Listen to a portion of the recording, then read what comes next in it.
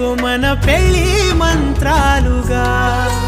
అటువైపు నీవు నీ వైపు నేను వేసేటి అడుగులే ఏడు అడుగులని ఏడు జన్మలకి ఏకమైపోదామా ఎంత చిత్రం ప్రేమ వింత వీలు నామ రాసింది మనకు ప్రేమ నిన్ను నాలో దాచి నన్ను నీలో విడిచి వెళ్ళిపోమ్మంట